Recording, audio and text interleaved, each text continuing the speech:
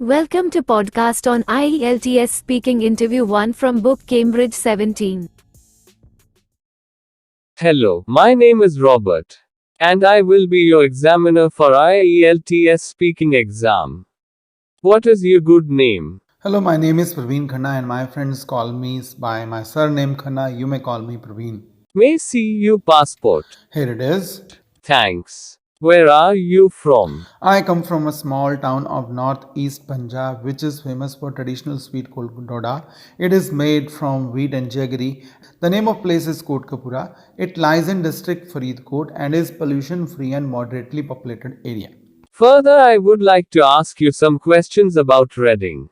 Did you have a favorite book when you were a child and why or why not? Well, frankly speaking, I was not so good at studies in childhood. How much reading do you do for your studies? Well, at present, things have changed. As an ambitious person, I understand that I should study, so I utilize my free time while studying something related to field of commerce, and I read for approximately 1 to 2 hours a day in morning or at night before sleep. What kinds of books do you read for pleasure and why or why not?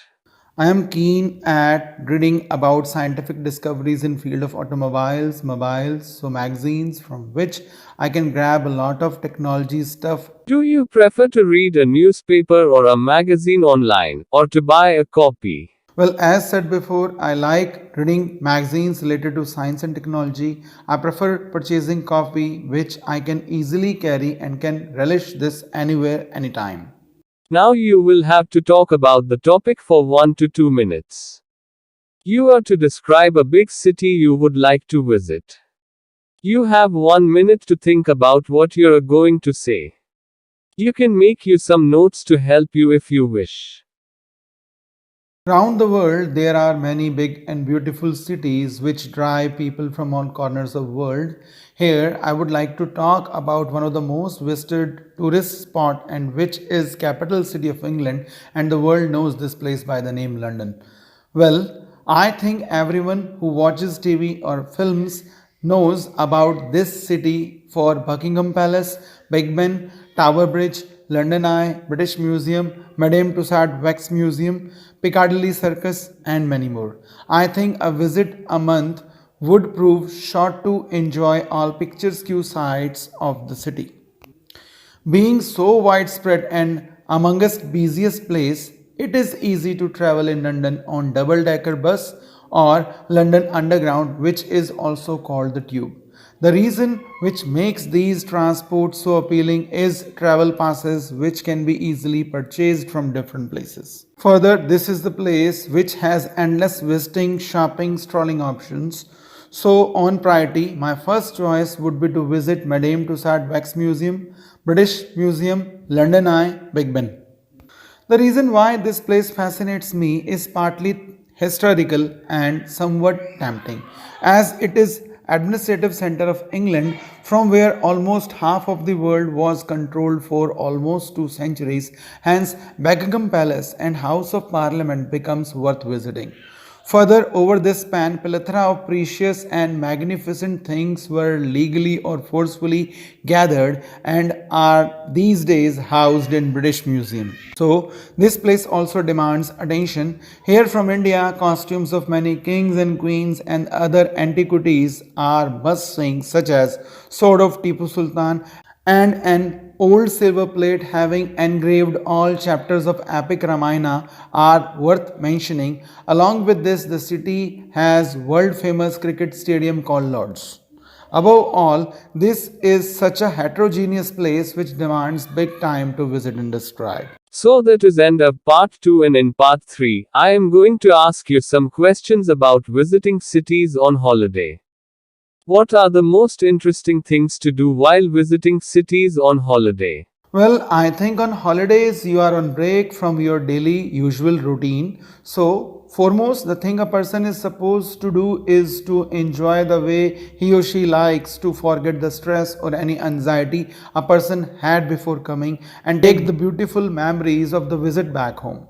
These remembrances must have charm to make you remind the time you spent, to cherish, and to make you to share your excitement with others. So then, doing what makes you frolic in an individual taste, and for me, it is visiting my dream sports at that place, having fun while eating food, clicking snaps, learning more about the place, and of course, buying some souvenirs. How can it be expensive to visit cities on holiday? There is no doubt that visit to tourist place and long stay can require big budget, and if things go unmanaged then squeezing of pocket is obvious. I think a person can find rates of place to stay, eating options, traveling fares along with entry charges online, and then needs to keep some amount extra for shopping. Else to this, if desire is to have some adventure or leisure, then definitely this demands you to book an economical tour package. All in all, it can cost from some thousands to lakhs of rupees. Do you think it is better to visit cities alone or in a group of friends? Actually, this is an individual choice. There are pros and cons both sides. If going alone, at the positive side, you can do eat what you want. There is nobody who can argue to change mind. Whereas on sinister side, you should not go alone to any unknown place, and that too if coming out from home on maiden solitary visit. On the other side, visit with friends can be economical. You can share ride and place to stay. Then you have company and people to suggest to get best out of the visit. But on the downside, you can't do something against the wish of the group. Okay, further, let's talk about the growth of cities. Why have cities increased in size in recent years? The reason behind expansion in cities is haphazard increase in human population. Over last century, the population has risen in uncontrolled way globally, and to avail every amenity to masses, there has been expansion in infrastructure like roads, flyovers, apartments, malls, schools, colleges, hospitals, and many more. In addition, the credit also goes to soaring number of automobiles for personal and communal ease. Consequently, there is more requirement of parking lots and related structures, and hence enlarging of urban estate has happened. What are the challenges created by ever growing cities? We must understand that whenever expansion of urban sectors happens, it is done at the cost of disturbing ecological balance, habitat destruction of animals, extinction of crucial forms of flora and fauna, and in terms of global temperature rise. Hence, this makes me feel that mankind is in hurry to put its as well as other forms of life survival on planet into risk. This all process is taking us to no way.